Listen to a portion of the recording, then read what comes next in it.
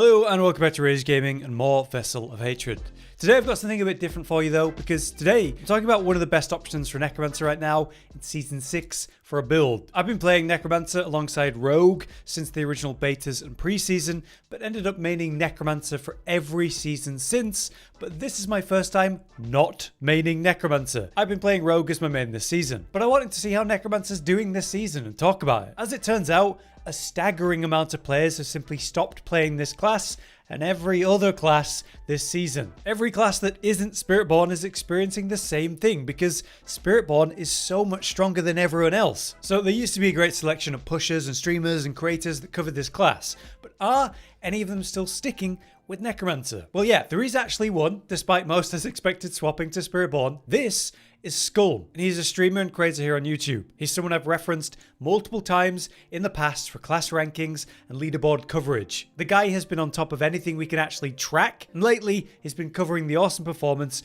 of the semi-minions build in Season 6 thanks to the Ring of Mendeln, the new ultimate, Soul Rift, and not actually using Golem. But finally he's just started to play what I believe would be the strongest build going into Season 6, and that is the Blood Spirit build. While Mendeln Shadow Minions is definitely doing well, it's the case that even with really refined single-minded effort, just barely clearing tier 90 pits as shown by Skulm himself. Meanwhile, the Blood Spirit build, as you can see, he's clearing tier 96 with about 30 seconds to spare. And what's exciting about this is how Skulm has just swapped to this build. He's using the best gear he has right now since he's been working on a completely different build up until this point. So it could definitely be refined more, and it's clearing tier 96s. From this gameplay that we're seeing, he is standing there completely ignoring mechanics. It's that survivable. What's actually happening here? In short, Bloodwave received massive buffs in Season 6. Instead of having the Bloodwave slow enemies, it now provides 20% damage reduction for 10 seconds after you use it. That's really great, but it's not the big deal. What's even more insane is the change to Supreme Bloodwave, which means the blood orbs that are spawned from each wave,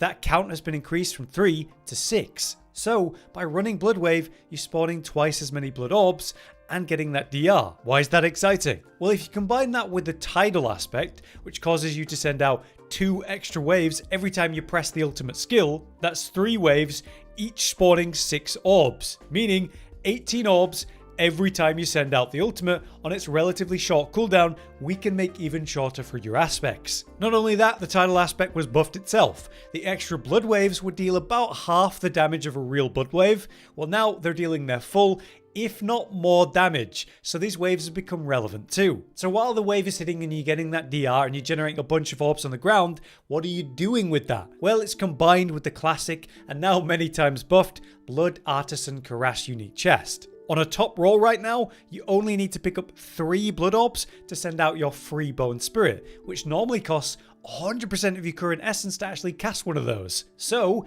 18 orbs per blood wave cast at a minimum. You're gonna get more than this. This means you're able to generate 6 Bone Spirits every single time that you cast your blood wave. But how can we effectively send out these spirits then? Well, we combine that concept with Bloodlance. Thanks to a previously new aspect, Gorquills, you can pop blood orbs from range by casting Bloodlances. That'll also spawn Bloodlances from each orb location, and with the higher count, that means more lances being spread everywhere more than ever before. So that's the core of this build. Create blood orbs by using Blood Wave as often as you can, pop them from range with Bloodlance via the Gorquills aspect, and in doing so, also generate a ton of Bone Spirits for free. The only missing detail to what I've explained here is what you're doing to make these Bone Spirits hit as hard as possible, and that's not complicated either. You just take any main damage enhancement and anything tied to Bone Spirit and just lean into it. So you'll have your picks in the skill tree, like your key passive and the bone passives. Take Ossified Essence, and that combined with a Serration aspect, that'll double up its potency.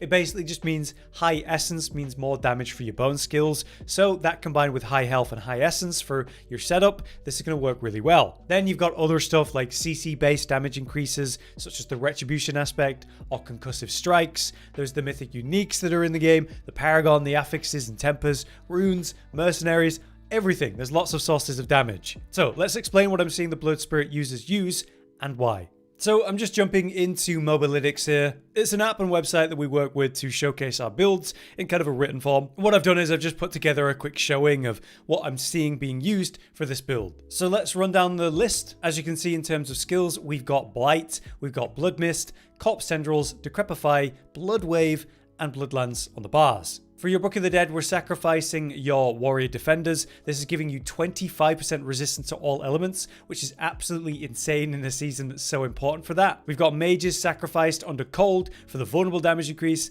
and then as usual, Golems under Iron for crit strike damage increase. So pretty standard stuff for the Book of the Dead. Here is the gear section, where we do have 2 mythic uniques that are being used commonly. I think it's up for debate whether you're going to use a third one in the weapon slot, but let's just run down the list. The Heir of Perdition is what's being used by most classes on most builds. A potential 60% times increase for all damage dealt is hard to ignore. On the chest beast, as I've explained, the Blood Artisan's Caress is the obvious choice. Just make sure you get a top roll so that you only need to pick up 3 blood orbs to spawn one of the bone spirits. After that then, we have the rest of the aspects. So on the gloves I've got Tidal Aspect, that's the one that's causing extra blood waves, and sure they deal extra damage, but it's more about spawning more to generate more blood orbs. For affixes here, max life is going to be vital, and you're going to find it on most everything we look at. And then ranks to core skills is super important, but you can't get it everywhere. The point of that is to raise the level of Bone Spirit, so you're going to see me show that a lot in the affixes. Since it's an offensive slot though, attack speed helps us perform faster, so it's nice to have. For tempers though, we're looking for bone critical strike damage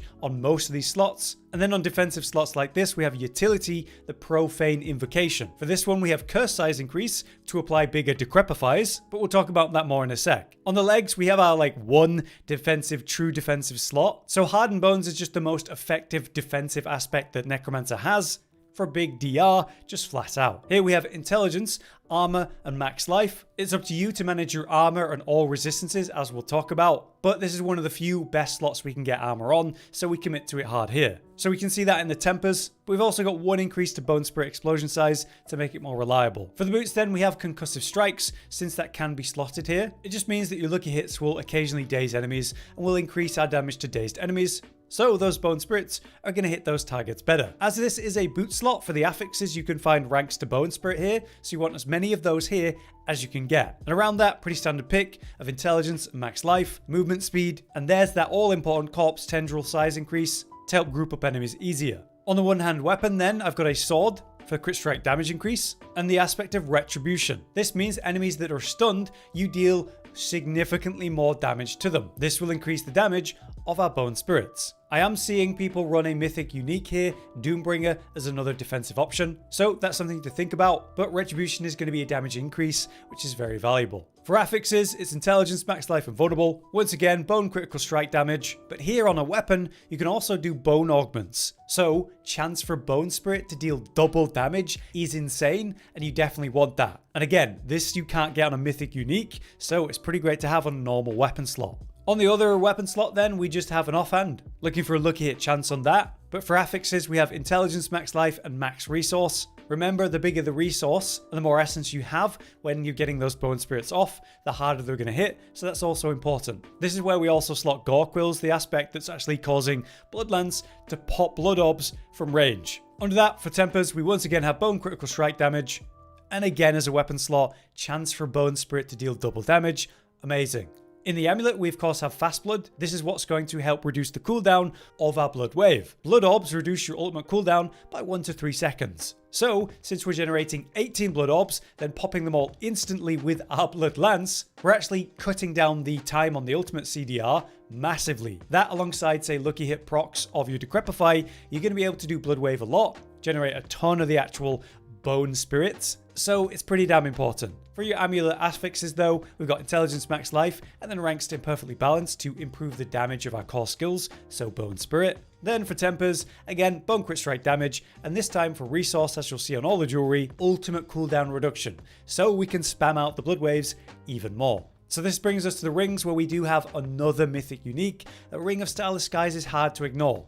Spending primary resource reduces the resource cost of your skills and increases the damage they deal by a significant amount. So it's hard to ignore this one.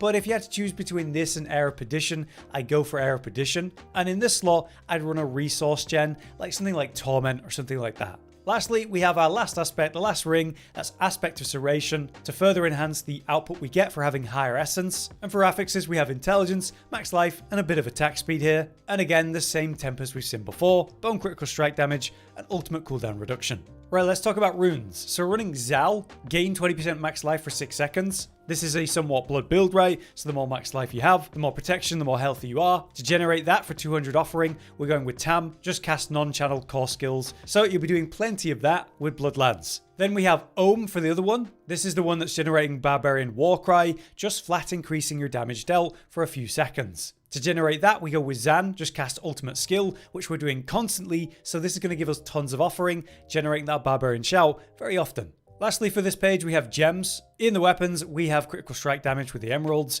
and in the armor, we have intelligence. Then it's what you need in the jewelry. So I've just got skull slots here. Let's say you're lacking a specific resistance, you gem for that. Or maybe you go diamonds for all res in all slots. It's what you're missing in your gear currently. It's up to you to manage. Right, time for us to talk about the skill tree. The first 2 points do not matter, it just gets you to the next stage, you're not using a basic. Here we have 1 point into Bloodlands, and we take that to Paranormal. For passives, we max out on Living Energy and Imperfectly Balanced, pretty standard stuff, and Huge Flesh to generate corpses. We're picking up Light and using that just for the enhancement Supernatural, meaning you deal 20% times increased damage to enemies in Blights, so great for single target, or grouped up enemies that you've just corpse tendrilled to put a Blight on them for big damage. On the next tree then, we just have 1 point into Blood Mist to get the benefits of that utility ability. Here you'll notice we have some new passives in the skill tree. Necrotic Fortitude here is really nice. A chance to grant yourself a barrier for your max life percent. Since we're stacking max life, that's going to be how we get a hefty barrier. It's an awesome new skill passive. We also have Titan's Fall here. So while fortified, you deal increased damage to elite specifically. Convenient, it'd be even better if it was all enemies. Then we have Spiked Armor as always. This is a great way to get to the armor cap for Necromancer. But that's that section, so let's drop down, where we have the usual 1 point into Decrepify, which we bring to Abhorrent as always, helping with CDR. We apply Decrepify to all enemies always, so amplified damage is obvious. As usual, we go Death's Embrace for a close damage DR and increased damage that we deal. And that brings us down to the next tree. Corpse Tendrils, as always, brought to Plague for vulnerable gen. And here is where we pick up Bone Spirit. You want to max this out to 5 out of 5, since that's our primary damage source. We want it to hit as hard as possible. What's cool here is you upgrade it to Ghastly instead of Dreadful. Ghastly means it's got an extra 10% critical strike chance, just flat out. And you need to make sure your Bone Spirit is always critting, as we'll show in the skill tree. Speaking of which, we have the Bone passives. We have 2 points into Serration. This gives us a bit more chance to critically strike. We max out Compound Fracture and Evulsion for just the raw damage as usual. Down on the ultimate tree, we take Blood Wave and max that out for the CDR. And of course, we take that all the way to Supreme. Next, we have 3 out of 3 in Finality. You deal increased damage for 8 seconds after casting an ultimate skill. So that's going to make your Bone Spirits hit really hard. We are sacrificing all minions though, so all levels of Memento Mori is great. And we only have 3 points left at this point. So we obviously come down to the key passive, Ossified Essence. And with the last 2 points, put that in Inspiring Leader. While you're healthy, it's going to give us even more crit strike chance. Speaking of the Paragon then, let's be pretty quick. This is the setup that Skulm is using for his build. Starting with Amplify on your starting board. Amplify gives a big bonus to all magic nodes within range, so it's great as a starting pick. This is how we set up the board to maximize this. And then we extend out into our first board, which is Bone Graft. Bone Graft is going to increase your damage and max essence, and in turn, increase your damage. So it's very important. This is how we set up the board to achieve that. And for the glyph, we have Corporeal. Again, big bonus to all magic nodes within range, so there's quite a lot to pick up here. And this increases physical damage, which Bone Spirit is. Here's how we achieve that though around the glyph. On the left then, we extend out to Bloodbath. This is not an overpower build though, so we're not too worried about the legendary node itself. Just a nice convenient glyph socket where we have Essence. This is great for your critical strike damage, which is a primary source of damage for this build. Here's how we spend our points to achieve that, and also get the benefits of lots of magic and rare nodes at the top left as well. Coming to the right side then, we have another Paragon board, this one more important, Blood Begets Blood. Blood Orbs grant increased damage up to 50% as a multiplier for 5 seconds. So that's pretty damn insane, but also for the glyph socket on this board, we have Eliminator. This means we deal increased damage to elites, which is whatever, but when you pick up intelligence around this, you're actually going to get a lot of extra intelligence as your main stat. That's because the glyph gives a bonus to all normal nodes within range. So by picking up tons of intelligence, you get a lot more intelligence than normal, spending that around this glyph. But that brings us to the final board which we extend up into, which is Frailty. Cursed enemies take increased damage from you, and that bonus only increases up to 40% times for each second that they're cursed. So again, incredible. For this one though, we do have a glyph to grab. Sacrificial, we're sacrificing all our minions, so we're dealing more damage while we have no minions. Pretty standard stuff. And here's how the points are spent on that board to achieve that effectively. Right, the last thing to explain then will be the Mercenaries. As the main mercenary, we have Rahir, and it's going to be the pretty standard fare for Rahir. We take Ground Slam and then work our way through Aegis to Bastion, which brings us to the most important thing, Inspiration. The Ground Slam means enemies inside it take increased damage, and if you stand inside the Bastion bubble that he puts down, you deal increased damage. So those things are going to increase the damage of Bone Spirit. As the reinforcement, Vaiana's pretty standard fare for her Bloodthirst. Bloodthirst, when she has it up, is 10% attack speed for you as well. And we just have that proccing every time we use Corpse Tendrils, because that's when you're pulling them in and expecting to do the wombo combo. But there you have it. I hope those of you sticking with Necromancer are having a good time with this season. Between Blood Spirit, Bone Spirit, and Mendel minions, it's nice to see the class has some varied, valid options, especially after last season's pretty scuffed one. A big shout out again to Skulm then, for being a top Necromancer player that's still covering the class despite the popularity and power of Spiritborn. So please go check him out. He'll be a great source for information as the season progresses, I'm sure. Until next time then, I've been Hollow, you've been you, and thanks for watching. Josh, Cotton, and Hollow with the videos, dropping the humor like a hammer on your tippy toes, bringing entertainment on a daily arrangement to take our insanity and turn it into entertainment. Yes, I said entertainment twice, to reiterate that it is nice to look into your faces on a mostly daily basis when you let us in your homes to make the whole world a stage. Goodbye.